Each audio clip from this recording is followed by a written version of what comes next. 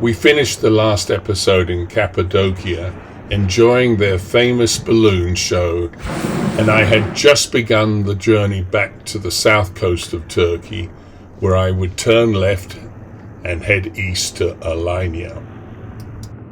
But here I must pause, because in previous episodes I had described a relationship I have with Al, a fellow MTV RV owner, a Turk now living in the USA.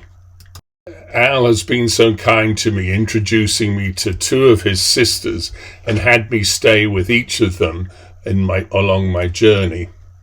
Well, Al contacted me again and told me he had a nephew living in Gazi Pasha, close to the popular resort of Alanya, and that his name was Kemal. So, of course, I met Kemal and yet again was shown that wonderful Turkish hospitality, along with tours to places I just would have missed without having that local knowledge.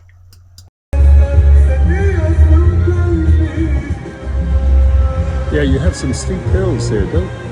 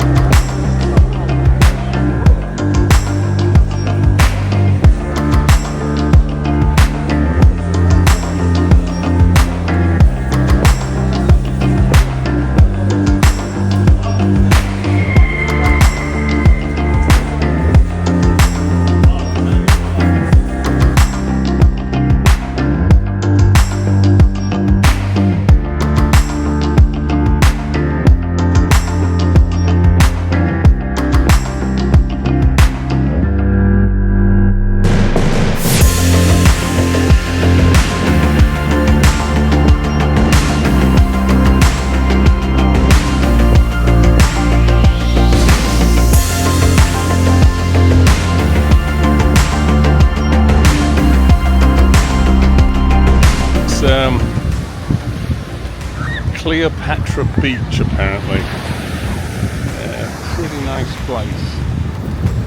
Yeah. Just look at all that water there. Let me flip the camera around. Look at the colour of that water.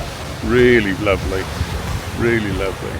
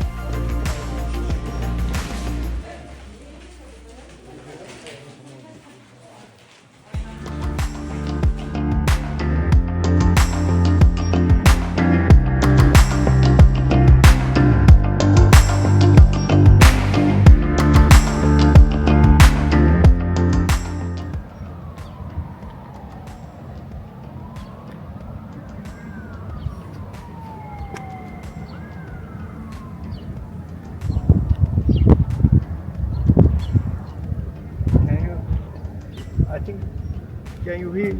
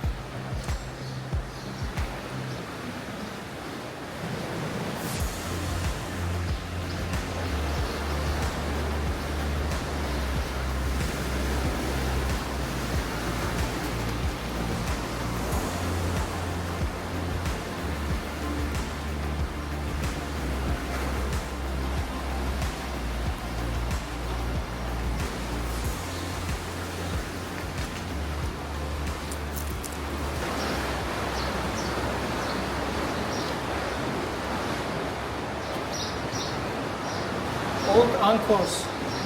Yeah.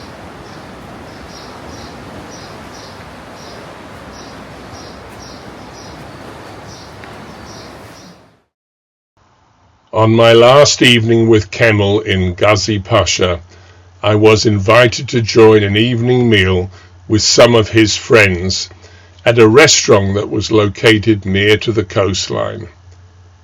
Here I experienced some local male camaraderie as we chatted away the evening hours listening to the ocean. And then the following day I was off again, heading even further east in search of adventure. And as I travelled further east towards the World Heritage Site in Mardin, I pulled off to take on more diesel. At this fuel station I met a very generous Kurdish owner who insisted I drink tea and eat some food with him, while my truck was being washed.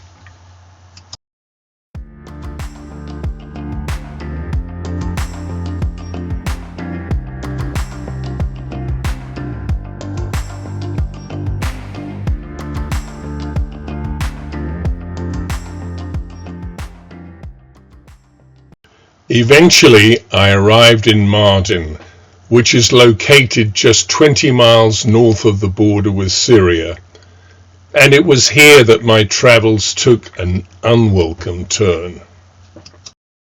The prior day, and not meaning to be too detailed here, but to explain the story, I have to say that I felt an extreme urgency to pee, and at times it was almost uncontrollable. I knew that something was wrong, but did not understand what. Like most men, when faced with not feeling well, we just go to sleep and in the morning everything's back to normal.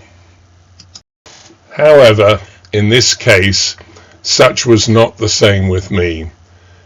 So at 9 a.m. in the morning, I went into Cell Cook's office and asked for help in finding somewhere where I could get a check on my urinary tract. Without any hesitation whatsoever, Selçuk indicated for me to get into his car, and he immediately took me to Mardin Park Hospital. As it turns out, Selçuk knows the administrative director at the hospital, and after interrupting a meeting that the director was having, arrangements were made for me to be admitted and to be seen by a doctor. And at that point I was quickly taken upstairs to the doctor's office. As soon as the doctor's door opened to let out a prior patient, Selçuk jumped in to talk to him, and within moments I was seeing the doctor, who did speak a little English, and explained to me that he had worked in Russia and would help me. The doctor had me lay down while he conducted an ultrasound on my abdomen. Immediately he diagnosed me with a severely enlarged kidney that could burst. The doctor immediately sent me off to get a CT scan to confirm what was wrong, and here is the video of the consultation I had in the doctor's office. This is your left kidney. Yes. This is your right kidney. Yes, it's very In the big. right kidney, very big pelvis. Yes. Because in the ureter, urine tract, stone here. Stone. Okay. How big is the stone, doctor? Stone about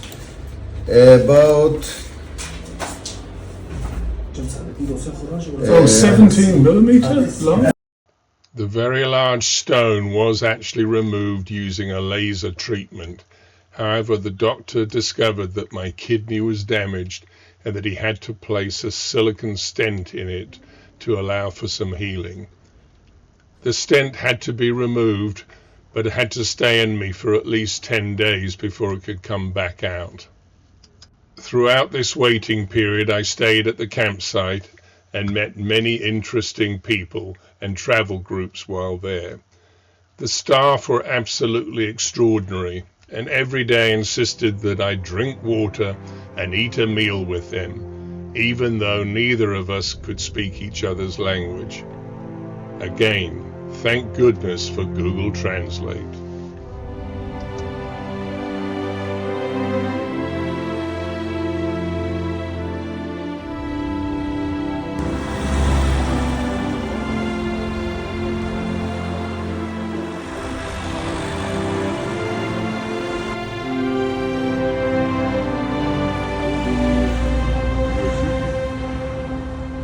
Ten days later, I did return to Mardin Park Hospital to have the stent removed, and thankfully I was back to normal.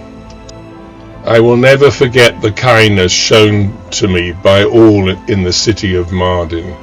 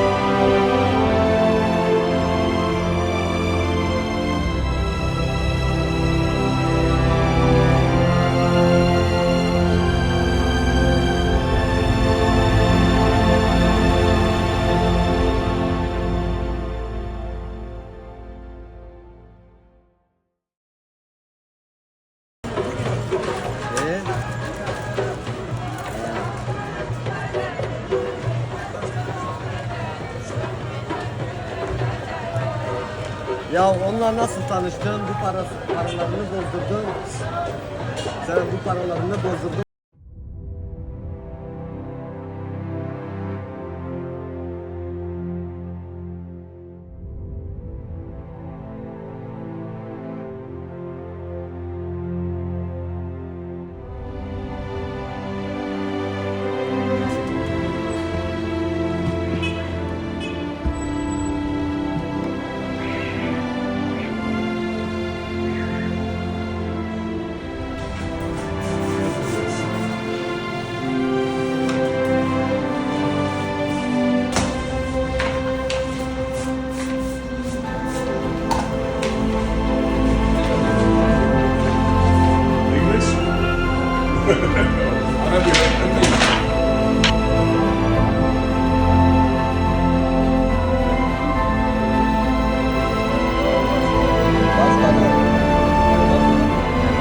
Başkanım.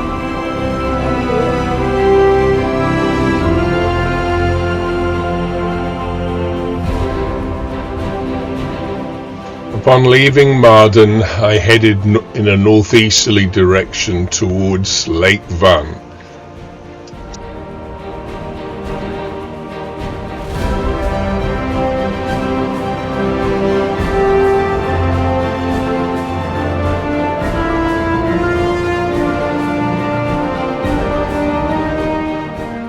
The owner of this fuel station, pictured here on the left, was so impressed with BAT that he decided to make a rendition using AI. His production was pretty cool, as you can see, except that it turned BAT from a 6x6 into a 4x4 for some unknown reason. Anyway, it was much appreciated nevertheless.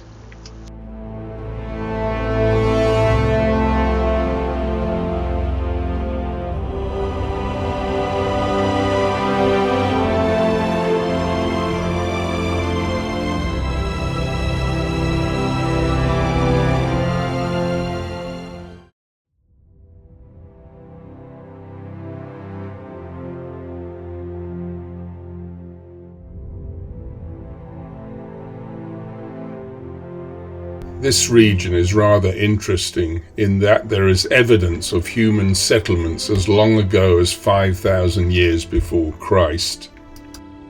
The region once belonged to Persia, or modern-day Iran, in the 6th century, and indeed was also a part of Western Armenia.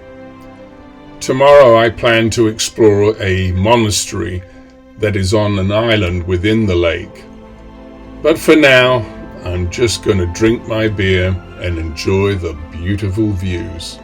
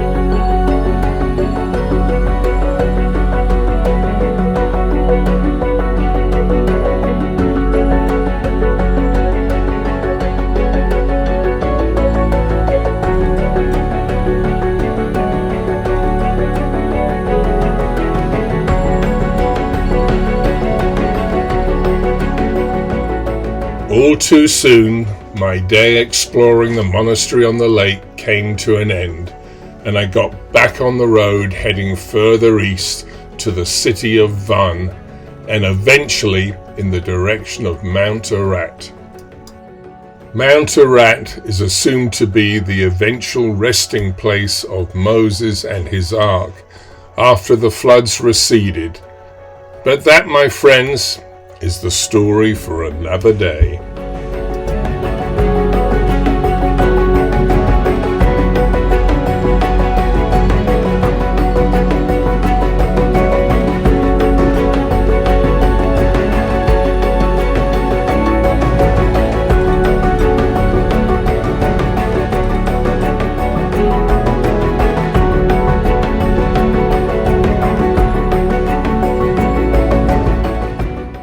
If you enjoyed this content, please subscribe.